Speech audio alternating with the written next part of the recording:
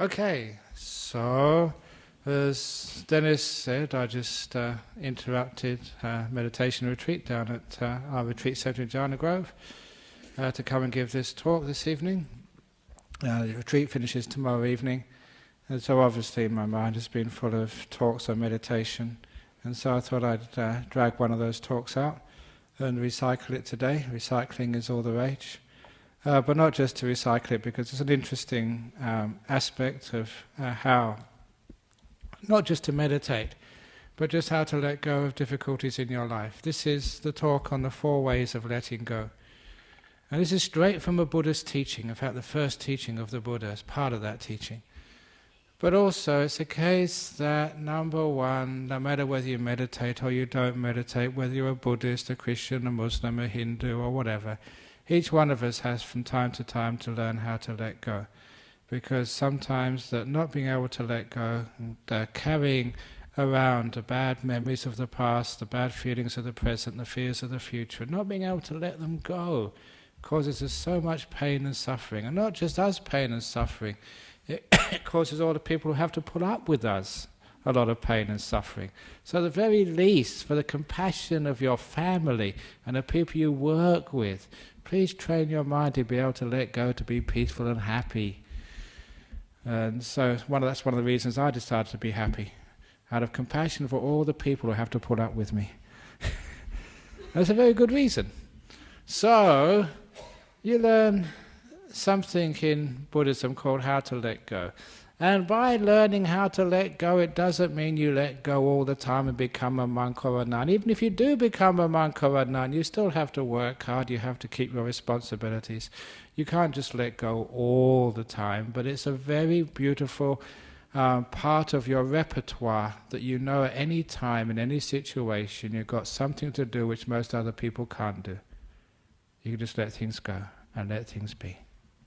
Simple things. It always surprises me why it is that someone hurts you, they cheat you, they let you down, or they say terrible things about you, big time. Why can't you just let it go? Because if you don't let it go, that person continues to hurt you, continues to harm you. It's a really weird thing, isn't it? They've hurt you once, and because you attach to it and carry it around, they hurt you again and again and again and again. Every time you think of it, they're hurting you one more time. When you look at it that way, it's totally unreasonable, illogical. One of the most foolish things you could ever do is to get angry at someone who hurt you. Because when they hurt you, and you get angry, they're hurting you twice over. So someone hurts you. Can't do anything about it, let it go, it's gone. You let it go, and they can only ever hurt you once. And then you let it go. So easy to do when you realize how you let these things go. Not only that, sometimes we have all these fears of the future. I don't know, some of you probably, if you haven't yet, one day you go to a doctor and say, you've got breast cancer, you've got prostate cancer, you've got lung cancer, you've got some sort of cancer. There's a whole variety of cancers now, just like the whole variety of muesli. When I was young, you could only get one brand. So this is the choice you have these days. So when you have any of these diseases, what do? You worry yourself sick. You're already sick enough, and now you worry yourself sick even further. It's a totally daft and stupid thing to do. So, why can't you let go of the future? Enjoy this moment. And as I said, I actually never said that this evening. It's strange. I used to say this every week. In meditation, where is your future made? When is the only time you can do anything about your future? Right now. This is the place your future peace, health and happiness is being constructed. So every time you worry about your future, oh, what's going to happen to me? I'm going to die. You're actually neglecting the place you can do something, which is right now. So if you can just make peace, be kind, be gentle, if you can let go of the future and the past and just be now, you're going to be a very healthy, happy, successful person. And people sort of do bad things to you, just let it go. Why should I allow those people to control my happiness? Or, as one of my favourite sayings goes, you know, you get these calendars. I used to get the calendars, we ran out of them. Every year the Buddhist Society makes a calendar, and they try and put some of Ajahn Brahm's sayings on that calendar. And the one saying I like the most, which never gets on that calendar, is this one: why seek for revenge? Because you know that karma will get the bastards anyway. I don't know why that never gets on the calendar. But it's a good one, isn't it? You don't have to do anything. Karma will sort it out. Leave it alone. You let it go. The trouble is, we all know it's a reasonable thing to let it go. It makes a lot of sense. But you can't do it. Which is why we teach the 4 ways of letting go. Instead of saying let go, how do you let go? Tell me how to let go. And now the Buddha is going to tell you how to let go with the 4 ways of letting go. The first way of letting go, it was starting off with an old experience with my teacher, Ajahn Chah, a long time ago. We were walking back from alms round, and the great teacher, they always find an opportunity to sort of give you some teaching. But not these teachings with so many words and big concepts. Just simple, down-to-earth teachings which once you hear you think, crikey, that's really good. And you remember it, and it changes much of your life. What he did on this occasion, walking back, he picked up a stick. There's forest all over the place. Picked up a stick and turned around and says, Brahma Wangso, is this heavy? Is this heavy? Not now. I was very careful I didn't throw that too far, and I wonder why I was going to bust. It's only heavy when you hold it. But if you let it go, it's got no weight at all. Profound, simple, and unforgettable. So what heavy things have you got in your life right now? Job, cancer, relationship problems, money problems. Is that heavy? It's only heavy when you hold it. So why on earth can't we let it go? Why can't we throw it away? At the retreat, I told all those people who were still worried about their family, worried about their job, to get a stick in the forest in Jhana Grove and either get a pen or carve my family on the stick. Look at that stick, that's my family, and throw it as far as you possibly can. So you're free for 9 days. And you can change that. You can put my job. You can put, my husband, my wife, my kids, my life. Throw it away. Because what that does, it gives you an understanding that the first way of letting go is chucking things out. Because you live such complicated lives. You have so many things in your basket.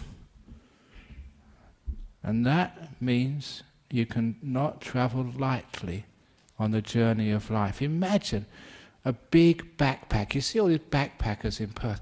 I used to go backpacking. My backpack was really small. These days I have huge backpacks.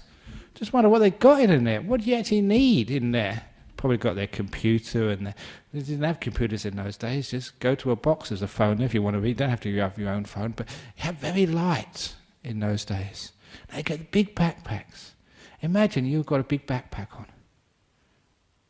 and it's really heavy. It's full of all these, not just clothes, but rocks, heavy granite rocks, and you walk through life with this, and you just don't know how to take it off and put it down. You're going to get very tired. You're going to get very sick. And you're going to have no happiness at all. You're going to be so grumpy because every moment of your life you're exhausted.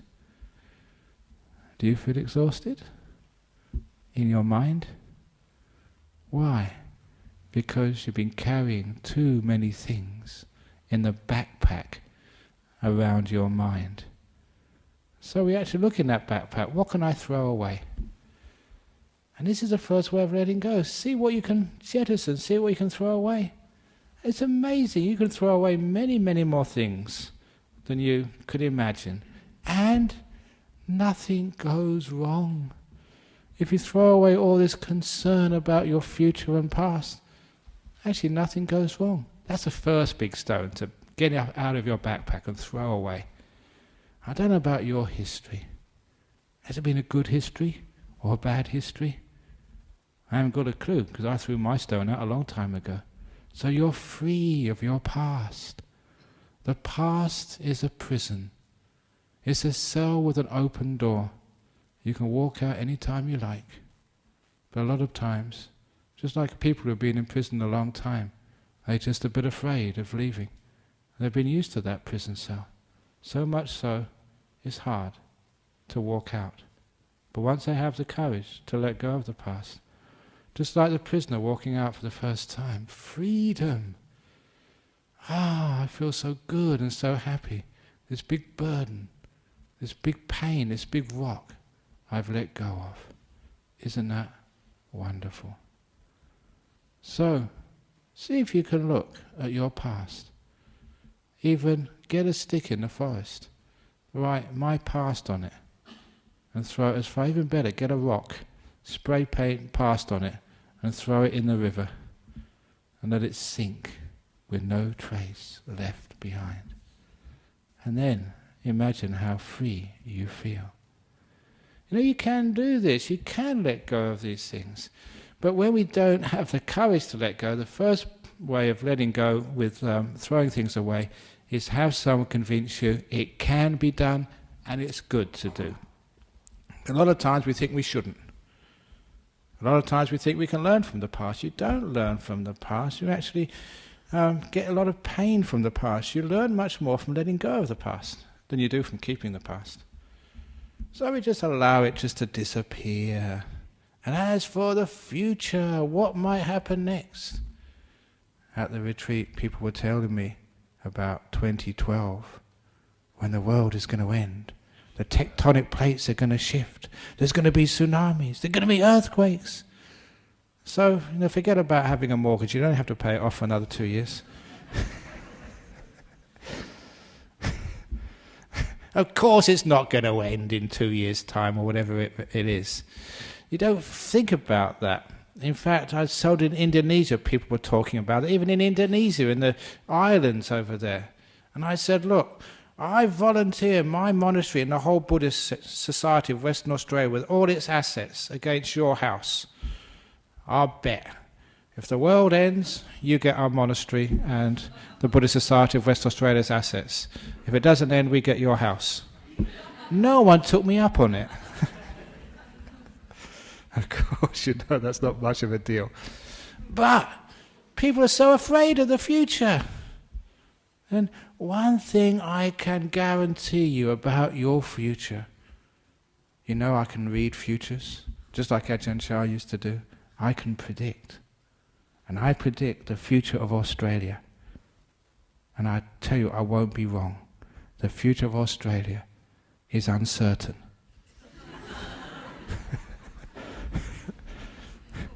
That's not just a joke. That actually shows you that you cannot know what's going to happen next. Any time in your life, you just know, you don't know what's going to happen. Your life has been so surprising. It's gone in directions you could never have predicted, each one of you. And that's just the uncertainty of our life. So let go of the future, throw it away. So what we're doing is we're letting go by throwing things out, seeing what we can jettison, see what we don't really need on our journey. And then next thing you can do is throw away this complaining mind. Look, dogs are barking again. How many times do they bark? Should we do something about these dogs? You can't. That's what dogs do. They bark. That's their nature. So throw away all this complaining. Thank you. No. I've finished now. You can stop barking, dogs. Same as your husband. Sometimes you want to throw your husband away. That's what husbands are like. That's what they do. That's what wives do. That's what kids do. I was on this aircraft, many aircraft flying all over Indonesia, and they always have these kids, bah, bah, bah, all the time in the aircraft. And sometimes I think, can we not open the door and throw them out? But I can't do that because I'm a compassionate monk. But instead of throwing the baby out, what you do is you throw your complaining out the window. Stop complaining, let go of that. So I look at my mind, and you've got this what we call fault-finding, complaining mind. You know what that type of mind is. That fault-finding, complaining mind can drive you nuts. There's always something wrong. Buddhist society, there's always something wrong with this place. Like today, we didn't have the right tea. I mean, that's not good enough. If there's not the right tea next week, Dennis Shepherd, President, I'm not coming ever again. No, of course you don't think like that, because that's just a complaining, negative mind. And it doesn't get you anywhere. Even if you do get the right tea, someone will drink it before I get to it, so who cares? So the point is, just let go of your complaining mind. Throw it out. Has that ever got you anywhere? And you look at that complaining mind, it just drives you nuts and makes you a really terrible person to live with. So it's nothing else. You can see, I don't want this. Literally, throw it away. It's as easy to do as that. It's letting go of the negativity. And letting go of all this stupid thinking we do. Not only the negative thinking, but even some of the positive thinking. Because we think far too much, and that stops us getting any peace in life. Whenever you're thinking about life, you can't enjoy life. You're just listening to the commentary. You're reading the book about life. The thoughts and ideas in your mind. You're not really enjoying the real thing. That's why there's this old simile, it's an old meditation story of Lao Tzu. Every evening he would go on a walk, and he'd choose one of his disciples. Only one could go on a walk with the great master. But there was a golden rule. If you weren't on a walk with the great Taoist master, you had to be quiet. You weren't allowed to speak, not even one word. One day this young man was going on a walk with the master, and they got to a ridge in the mountains at sunset, and it was one of these amazing, gorgeous sunsets. And the young man couldn't help himself but say, "Wow, what a beautiful sunset." He broke the rule. Lao Tzu turned around, went back to the monastery, would never allow that young man to go on a walk ever again. And the young man's friend pleaded for him, said, "Look, there's only one sentence. Give him a break, cut him some slack. What's the big deal anyway of keeping silent?" And that's when the master said this very profound explanation. He said, when that young man said, "What a beautiful sunset," he wasn't watching the sunset anymore. He was only watching the words. He wasn't watching the sunset. He was only watching the words. Now that's actually very deep. Every time you think, "What a beautiful sunset," you're not watching it anymore. You're watching the words. And so much of us, we just watch words. That's all our life is, just words. It's divorced from real life. We don't feel, we don't see, we don't hear. We just live in what we think we hear, what we think we see, what we think we know. It's a great thing to be able to throw out all that thinking. And you get peaceful at life at last.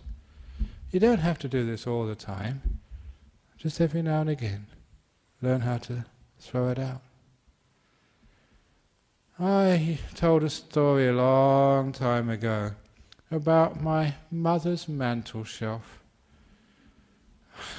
She's an English woman. She's in a home now, she's very old, but in her house, like many English people's house, they had a fireplace, and above the fireplace they have mantel shelf. And on that mantel shelf they keep the knickknacks, the mementos, the photographs, and all the things which bring back happy memories. And so that one day, I'd just been in Australia for a few years, and I went to visit my mother, and so I brought her a gift. And what sort of gift do you bring? Someone gave me a stuffed kangaroo. A little fluffy toy, really cute. So I brought that back and gave it to my mother, and she liked it very much. She put it on her mantel shelf. Next time I went over there, someone managed to get me a koala. And so I took that back, and she said, "Oh, it's so beautiful. Every time I see this, I can remember you in Australia." So she put it on her mantel shelf next to the kangaroo. The next time I managed to get a kookaburra. The time afterwards, a platypus. And the fifth time I went, I managed to get a wombat. The trouble was, the wombat was so big, she tried to put it on the mantel shelf and all the other ones fell off. And she spent about an hour trying to balance it on her shelf, and everything else fell off. I said, "Why didn't you throw those other things away?" She said, "No, these are nice, they remind you of me. And you had so much rubbish on that shelf." And I said, "Mother, this is like the person, they get one more thing in their head, they have nervous breakdown. Your mantel shelf's having nervous breakdown." That's what happens. We collect so many thoughts and so much stuff. So if that was my mantel shelf, every time if I got a kangaroo, I'd just put that on. Everything else would be clear. And the next time someone gave me something else, I'd throw that one away and get something new. So one thing at a time in your head. And then your mantel shelf inside your brain never ever has a nervous breakdown. That's what I always do. I have all these jobs which I'm supposed to do. And I've just been on this teaching tour of Indonesia, all over the place.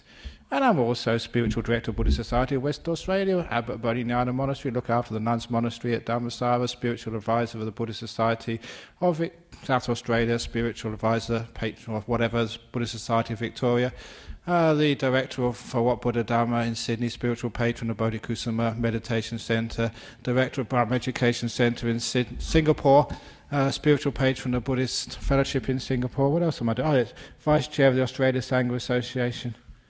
A few other things. I missed out a few. What is it? I forget now. Anyway, I've got all these jobs. But I only do one at a time.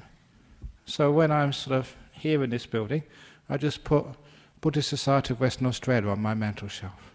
And that's all I am. And then as soon as I leave, I throw that away. And then I'm just teacher at Jhana Grove Meditation Retreat Centre. And that's the only thing on my mantel shelf. And as soon as I leave that and go back to Bodhinyana Monastery, I throw that away. Now I'm abbot of Bodhinyana Monastery. I just got one thing on my mantel shelf at a time. That's why you're sane and peaceful and happy. So throw things away and only keep one thing, the present moment, what's happening now. That becomes the first way of letting go. Learning to throw things out. And stop keeping so much. Especially don't keep the past or the future. Second way of letting go is just learning what freedom truly is. And this particular story is an anecdote when one of our monks, when I was too busy doing all these other things, we used to go teaching in prisons, but another monk started teaching in prison. And when he started teaching in prison, it was in Casuarina prison, one of the top security jails. After a while, the prisoners there said, "Can you stay back a bit longer? We want to sort of talk to you, just find out about you." So he stayed back a little bit longer. They gave him a cup of tea and some chocolate. If you give a monk a cup of tea and chocolate, they're going to stay forever. So he stayed behind for a bit of tea and chocolate. And they started asking him questions about life in a Buddhist monastery in the West. "What do you guys do? Have you ever wondered what we do, in our monastery?" And so he said, "Okay, the day in the life of a monk, we get up at 4 o'clock in the morning." And just at that, the prisoners were aghast. 4 o'clock in the morning! Even in prison you don't have to get up that time. And the monk, he did actually make a qualification. He said, actually, it's voluntary. It's optional getting up at 4 o'clock in the morning, which is true. It's optional. You can always get up earlier if you want to. That's the only option. And then what do you do? And he told them, "We meditate." He said, "What, can't you just watch the end of the late night movie?" He said, "No, we don't have TVs. You don't have TVs in the monastery. We have TVs in our cells in prison. That's terrible." So what do you do then? You have your breakfast. And we do have a breakfast at monastery. We usually have 1 cup, we have a cereal in it, and that's about it. Or, if someone like Santuti, he has his noodles. But it's only 1 cup, that's all. I said, wow, you know, in Casuarina Chow, we can have bacon, we have pancakes, we can have cereal, we have everything there, whatever you want. And he said, you know, why didn't you do that in the monastery? No, so we only have just a bit of cereal and that's it. And then what do you do in the morning? And then we work hard at Bodhinyana Monastery. We do this amazing chores, you know, building. And even I do that. You know, if you go down a retreat centre, we're doing this ramp, and I was spending 2 days cutting the bricks. You know, this huge angle grinder, really heavy work, getting myself all dusty. And I like some joining in when there's any concrete work. I tell the story once, was doing concrete work. When you do concrete work, even as the monk, you get it all splashed all over you. So, you know, it's boys being boys, and I'm still a boy. You know, still just maybe a bit old to be a boy, but I still like getting myself all dirty. So I get all this concrete on top of me. And as I was walking back to my hut to have a shower, you passed a Sri Lankan woman. And she was in this really expensive sari. She was visiting the monastery. And she came up to me, and I'll never forget this. She said, I've come to see the abbot, Ajahn Brahm. And I was thought very quickly. And I said, Madam, if you go to the hall over there, he'll probably be there in about 15 minutes. That was enough time for me to go to my room, get a shower and get changed into some clean robes. And so I went up to the hall, and there she was waiting. And I said, I'm Ajahn Brahm. You know, she never recognised me. That's how dirty I was. And I gave her a nice talk, you know, about the monastery and about Buddhism and what we were doing here. And she was really impressed. And so just before she left, she said, you know, you've got a really good monastery and you're really a good monk, but if you don't mind me saying this, I saw this really dirty monk when I came here, and I think you should do something about that. I said, I'll talk to him later, ma'am. Which I did. So that's actually how hard we work. And when the prisoners heard this, again, they were really surprised. Because, yeah, I mean, in prison you have to do jobs, but I mean, they really take it easy in those jails in Australia. They said they'll never get us to work that hard. And they said, then you have your lunch. Yeah, we have our lunch. We have it, you know, many of you have been to a monastery, we eat it out of a bowl. Everything goes in one bowl. You know, sometimes it's true you do get curry on spaghetti. No, sorry, I've got that wrong. You got custard on spaghetti, that's right. Have you ever had custard on spaghetti? Why are you saying yuck for? You've never eaten it. But actually, you're right, it is gross. Sometimes you have custard on spaghetti. I've had ice cream on curry. Chocolate ice cream.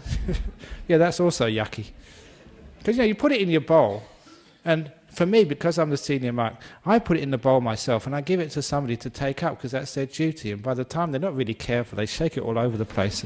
You know, I put it in the right positions when I start. By the time it gets up there, it's all over the place, but that's life. And they were saying that sort of in prison, actually, even when you go to solitary, you get a tray. You know, the custard is here and the spaghetti's over there. It's separate compartments. Don't you have compartments in your bowl? Have a look at our bowls. We don't have compartments. It all goes all over the place. That's disgusting. So what do you do in the afternoons? So we meditate. So, you know, can't you sort of, you know, play some music or sort of, you know, play a game of footy or something? No, we're not allowed to play footy. We just meditate all afternoon. So I didn't get bored. So no, what we're supposed to do? I suppose you hang out for dinner. Dinner? We don't have dinner in our monasteries. We just eat in the morning time. There's no dinner. So, or even in prison, they give you something to eat in the evening, and you have snacks throughout the day, whatever you want. So what do you do in the evening then? You know, can you play cards? You know, play Monopoly or something? Pass the time? And he said, no, we can't do that. Don't tell us, they said. You meditate, don't you? Yeah, of course we do. Oh, God. That must be terrible. And then what time do you go to bed? And the monk said, bed? Bed? We don't have beds. I sleep on the floor. They were absolutely disgusted. Even in prison they put you in a little cot with a mattress on top. Not in our monastery, I sleep on the floor. And anyway, the prisoners were actually really surprised. They're really surprised, but not only surprised, they felt sorry for this monk who'd been visiting them. And this is a true story. One of them was so upset that this man, who they got to like, was living in such a hard situation. One of them blurted out, that's terrible in your monastery. Why don't you come in here and stay with us instead? And they had a point. It is actually much more comfortable in any prison in Western Australia than in Bodhinyana Monastery or even in Dhammasavanan's monastery. So why is it that people are trying to get out of jail and they're trying to break into our monastery to stay there? Waiting lists. And that got me thinking, what's the difference between a monastery and a prison? Prison is actually more comfortable. Monastery is much more harsher. What's the difference? The only difference is, in a monastery, people want to be there. In a prison, doesn't matter how comfortable it is, people don't want to be there. That's the only difference. And from that, you worked out there are many prisons in life. And I saw the many prisons I'd made for myself, and the many prisons other people continue to make for themselves. Any place you don't want to be, that's your prison. If you don't like this talk, and you're thinking, when's it going to end? This hall is your prison. You don't want to be here. If you're in a relationship which you don't like, your relationship is your prison. You don't want to be there. If you're in a job which is not giving you any satisfaction, another prison for you. Even in a body which is sick, you don't want to be here, your body is now a prison. Any place you don't want to be is a prison. However, it's a very easy way to escape from those prisons you make in life. You don't need to change your husband, your wife. You don't need even to change your job. You don't even need to get better with your sickness. All you need to do is to change your attitude and want to be here. When you want to be here, you're free. Doesn't matter sort of how painful, uncomfortable it is. As long as you want to be here, then you are free. That's called contentment. It's the second way of letting go. I want to be here, wherever here happens to be. And that's one of the most powerful attitudes, especially when you're meditating, and also other times in your life. When you're meditating, doesn't matter what you're experiencing. You can be dull, sleepy, restless, thinking all sorts of weird things in your head.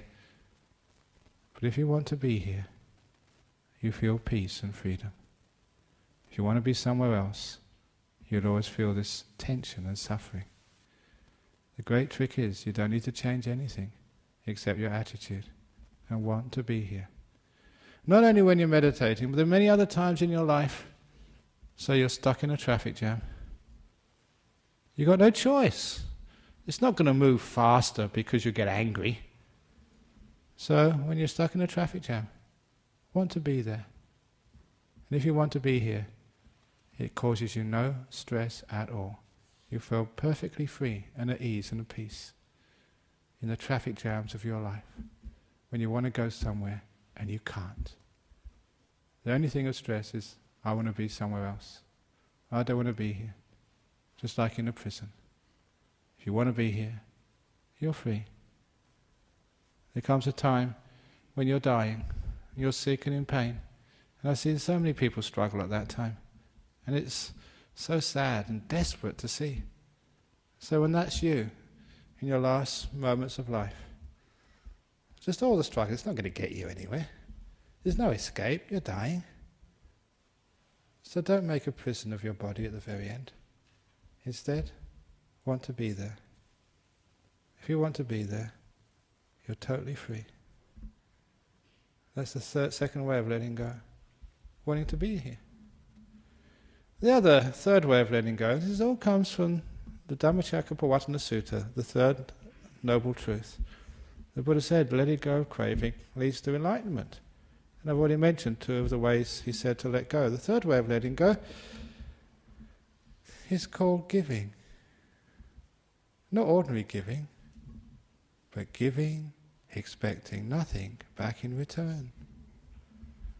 In this hall here, this hall has been built for a long time.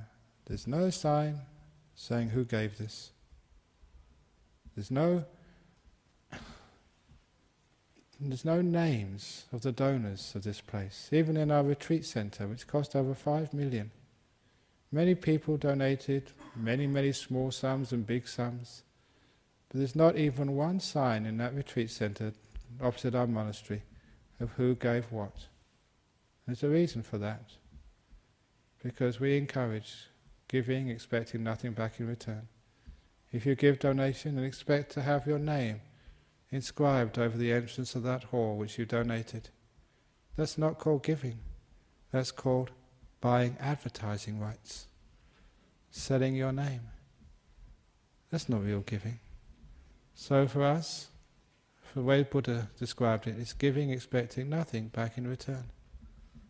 So what does that mean in letting go? When you get married and have a relationship, are you giving? Or are you expecting something back in return? Are you really letting go? Too often we expect things back in return, and that causes a huge amount of suffering in life, when our expectations never get realized. You'll find that much of your life is expectations being frustrated, being thwarted. All the things were promised to you when you were young, which you expected from life. How many of them have you reached and got? Mostly very few. When you get married, when you get your job, when you get out in there into the workplace, when you go travelling, you have so many expectations.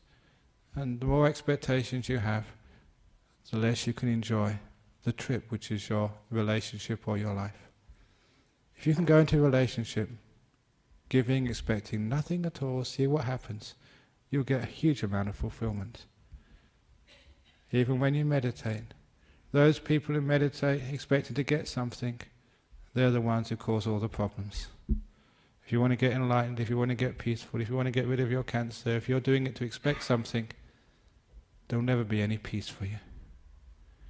That's why, again, quoting Ajahn Chah, he used to say, you meditate not to get something, not to attain things. You meditate to let go. It's an act of giving, expecting nothing back in return, of emptying, of letting go. And it's a beautiful way of living life. Whenever I give any talks, I don't expect anything back in return, and usually I don't get anything. No, even this evening, not the right cup of tea. I don't expect it anyway. Who cares? So whenever you do anything, you give it, you don't expect anything back. Sometimes people get quite surprised at that. There was somebody who rang me up once from here. It was a Polish lady, actually, I remember her. And she rang me up and said, are you giving a talk tonight? And I said, yeah, I'm giving the talk tonight here in this centre. And he said, how much do you have to pay to get in? I said, nothing, you don't have to pay anything to get in, you all know that. And she stopped a while and she said, you don't understand me. How much money do you have to pay to get through the door? I said, madam, you don't have to give any money to go through the door. You just come in and listen. If you don't like it, you can go out again. And then she paused again. She said, listen, how much dollar and cents do I have to cough up to come listen to your talk? And I said, madam, you don't have to cough up anything. You don't have to pay any money to go in. You don't have to pay any money to go out. We don't give you sort of brochures and propaganda, which will ask you money afterwards. It's totally for free. You just come in and listen and you go out again afterwards. And then she paused. I always remember this pause, because I knew that she was really surprised. And then she asked with utmost sincerity, well, what do you guys get out of this then? She couldn't believe that you can do something expecting nothing back in return. You just give. That becomes such a beautiful way of living a life. To give expecting absolutely nothing back in return. Why? Because it's just a joy to give. I think I mentioned a few weeks ago here. Every morning when I'm having my breakfast, the cat comes up to steal my milk. So, usually I've got enough, but sometimes I go without. At least I have half instead of the whole, which I usually have. And so I give it to the cat. Do I get anything back in return for the cat? No. Licks this thing, it sniffs and goes away. Never says thank you, not even a meow from the cat. You know what cats are like, so proud. But anyway, who cares whether the cat sort of lets me pat it or stroke or whatever? I don't care, I just love giving. So you do give, expecting nothing back in return. You give to your cats and dogs and other people. Sometimes mothers give to their kids. They just want to give. They're not thinking of getting anything back in return. That's a beautiful way of letting go. So why don't you give to life? Give all your kindness, your love, your energy to life, expecting nothing back in return. And then you know what letting go is, and what the spiritual life is all about. It's not what I'm getting out of this, it's what I can give. And of course I've given my whole life to this. That's why I'm so rich. Not materially, but with happiness and health and peace. That becomes a third way of letting go. Giving to your partner, not expecting anything back in return. Giving to life, not expecting anything back in return. Giving all your energy to this moment, expecting nothing back. It's called the third way of letting go. Just no expectations. When you have no expectations, life becomes so interesting. You're not demanding anything, just life gives you so much. And usually it gives you what you least expect. And you have much more fun that way. You don't anticipate things. All the gifts of life come as a great surprise. I never expected that. Isn't that wonderful? Life becomes far more enjoyable that way. And the fourth way of letting go is called having the Teflon mind, where nothing sticks to it. So you have this beautiful experience now. Don't try and take notes and try and remember what's being said so you can make sure you act this way in the future so you can be a better human being. You don't need to try to remember. These things will just stick in your mind anyway. So don't try and collect things and allow things to stick to you. You have this beautiful moment. Enjoy it now, knowing it's going to go. So you can be free for the next moment to come. And then let that go too. And all the happiness and the unhappiness of life never stick to you. Which means you can always be free for the next moment. Not allowing the last moment to influence this one. You just flow through life. And again, collecting no mementos. Expecting nothing for the future. Someone says something rotten to you, it just goes right through you. As I say, while we have two ears, if you look very carefully, one says in, the other one says out. So that way, we don't need to keep anything. That way, all of the, even the happy moments, we can let those go too, because be careful if you keep the happy moments. That gives you so much expectations, so much comparisons, it means you can't enjoy the next moment. Have to let go of all the moments, happy and sad moments, of the past. So you've got this mind, this body, this life to which nothing sticks, which means you can always enjoy whatever's happening next, not allowing the past to stop you being free in the present. And that especially goes with all your knowledge and understanding. Sometimes when we learn something, it sticks to us, and it makes us so, if you don't mind me saying, conceited, that we cannot face the reality of the present moment. People with too much knowledge can never understand the truth of now. That's why, one of my other favourite sayings is never allow knowledge to stand in the way of truth. Never allow knowledge to stand in the way of truth. Knowledge is all that you've learned, all you expect to be. Which means when you expect something to be, when you know what it's all about, it means that that blocks you from seeing the truth and the uniqueness of what's happening right now. And too many people even know too much about Buddhism even, so they can never understand it. They can never understand the truth of this moment, what's actually happening right now. They can never be at peace with this moment. They can never be free. They can never have real happiness no matter what happens to them in their life. And why? Because they always allow their knowledge to stand in the way of truth.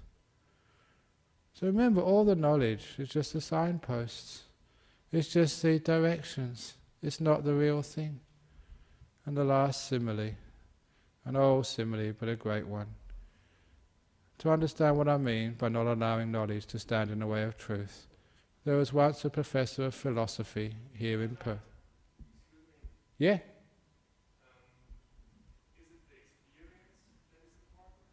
The experience is important, and which we're now going to see with the simile of the professor And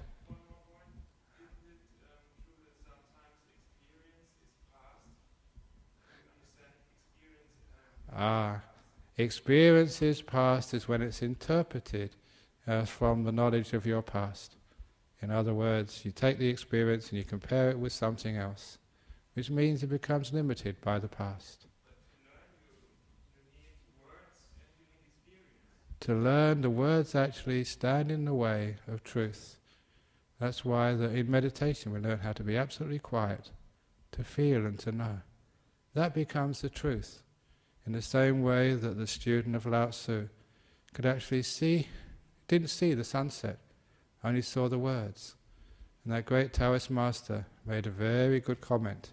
That it is the person, if they want to see the sunset, they've got to put aside all the words. Descriptions, the words actually block the experience. That's it. Okay, back to the professor. There was a professor who, of philosophy, in the university, whenever you mention professors of philosophy in Buddhism, they always get a bad rap. So if there's any professors over here, I do apologize. It's just our tradition. But this professor of philosophy, he found out there was a new 5-star restaurant opening in Perth, and he wanted to go there to test out the food. So he made an appointment. He rang up. There was a 2-month waiting list. That's how popular the restaurant was. And so, 2-month waiting list, he decided to book his place there anyway. And when he booked his place there, 2 months later, he rocked up at the restaurant. And of course they wanted to see his ID to make sure he'd really booked a place. And so they checked his ID, yes, he was booked in. So he went into the maitre d' took him to his table.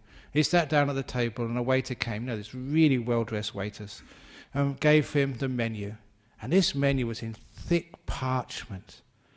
And the menu was written in gold letters and calligraphy. Even the menu was a work of art, as you would expect in an expensive restaurant. This is no fish and chip shop. This is a top-class 5-star restaurant. So, he looked at the menu, and then he ate the menu, and then he paid and left. Because the professor had no idea of the difference between the menu and the food. Do you get it? Too often, the menu is one's knowledge, and the food, what you eat, is the experience. Which is why I said, never allow knowledge to stand in the way of truth. So we let go of all of that. There's too many people who say, but the Buddha said, but Jesus said, but the experts say, but the government says, or whatever. So what? It's interesting, it may be sort of pointing in the right direction, but that's what they said, but what did they mean? Where were they pointing to? And that's the experience which you have. So by having a Teflon mind, you become this beautiful free mind, which can actually see things as they are, rather than see things as you're told that they are. So learn how to be free. These are all the ways of letting go. Little things. I was telling people at the retreat that I told a story, an example of this. In the 9 years that I was living in northeast Thailand, this was a place where Western culture had not reached. The countries surrounding Thailand had been colonized, but Thailand had escaped. And whatever Westerners went into Thailand, they were all in Bangkok, some in Chiang Mai, but the part of Thailand I was in, no Westerners had been there. And this is no exaggeration. I went to some villages in that place, and I was the first Westerner the villagers had seen. I remember on one occasion going arms round in the morning, and I was the first white man they'd seen in this village. And so they were putting food in the bowl. They're supposed to put it, it's a big bowl, but they were looking at me. And all the food was falling outside, and the dogs were eating it all. Thank you very much, because I was the first Westerner they saw. But because of that, it was like an indigenous culture which had not been tainted by the West. And it was fascinating to observe that from inside, because I was a monk. So as a monk, you weren't some sort of visitor. You had a place in that social hierarchy. You were in the middle of that social hierarchy. You were not an outsider. So you were treated like a Thai. You were expected to behave like a Thai. And soon you became like a Thai. You saw it with Thai eyes. And one of the things you saw were totally unexpected. What I was saying at the retreat was, in those 9 years, the monastery I was staying in most of the time was a cremation ground. So all the villagers in the local area used that place for the funerals. So we'd do the funeral. We see all the villagers, they'd come and they bring their dead. We do all the chanting and services. We see them that afternoon, that evening, the next day. And there was something very strange. There was no grief. They just didn't cry. Not just cry, they weren't even sad when somebody died. And this was not suppressing their grief, because you saw them every day. They just wasn't there. It was a culture in which grief was absent. And that really shocked me. And I was there 9 years. So there was no just short visit. And I thought that was impossible, because my learning had said that when you lose someone you love, you have to have grief. The truth of the matter, there was no grief there. You can see? And sometimes people say that's impossible. It was there. Can you see how people, they can't see the truth because of their learning? Never allow your learning to block the truth. So a lot of times we have to let go of even our learning and our assumptions in order to see the truth. And that's having what I call this Teflon mind. Otherwise you'd have all this assumption of who your husband is, who your enemies are, who your friends are, what life is all about, and that will block you seeing what's really out there. And life is totally surprising, at least as far as I'm concerned, what I've seen in my life. Even like Indonesia, my trip to Indonesia, you know, that's where all the Muslim terrorists are, you know, all the Bali bombers, they came from over there. But I had such a wonderful time with the Muslims. They came to all my talks, we had photos together, got interviewed and photographed in the Muslim newspapers. Even one Muslim family, they came to the airport, they just caught me in time. Said, "Oh, Ajahn Brahm, you must sign our book. It's the best book we've ever had." So this whole Muslim family in the veils and everything, me in the middle with the book, having a nice photograph taken together. Isn't that wonderful when people of different religions can have so much fun together? Did you expect that? That was the truth. So a lot of times when we think, Muslims, they don't like Buddhists, that's actually what stops us seeing the truth. So remember, just have a Teflon mind. Don't allow these things to stick, because they will stop you from experience the truth. So these are 4 ways of letting go. And those 4 ways again are just throwing things away. I'm not talking about throwing your material possessions away, but throwing those mental stuff which you keep, the past and the future, worried about the future, and all this other stuff which you worry about. Throw it out. And be simple and be free. Have few possessions. Don't carry so many rocks in the backpack on top of your mind. And number 2 is learning how to be content. It's wonderful having a mobile phone. Isn't that wonderful? So be content that it's ringing. Because it's going to ring anyway. You can't do anything about it. So be happy to be here. That's very nice music. Thank you so much. It's very rare that monks hear music, you know, because we're not allowed to hear music. So it's very wonderful to hear this. Thank you so much. So be content and happy no matter what's happening. Number 3 is actually whatever you do, just give, expecting nothing back in return. So I don't expect thanks. I don't expect anything back. So whatever you like this talk, that's your problem. I've just given my talk, I've done my duty, and that's it. So I don't expect anything back in return. I just give because I love giving. I love teaching. I love serving. I love being kind and seeing what you need next. So that's my joy. So thank you for giving me the chance to teach. That's all I need. Nothing back in return. And that's beautiful, because then you're free with no expectations. And last of all, have a Teflon mind, which nothing sticks. So don't keep things, especially your thoughts, even your knowledge, so you can be free. And then you understand what letting go is. And if you can do that from time to time in your life, you find that most of the problems of life you can overcome. There was a time when you work hard, when you carry things, you do your duties and jobs. There has to be the time when you just put things down and let go. The problem is, as Westerners living in a Western world, or as Asians living in a Western world, we all know about doing things. We're very good at that. But what we don't know is how to put things down, let go and rest. So that's how to let go. The 4 ways of letting go. Thank you for listening. Thank you. I never expected that.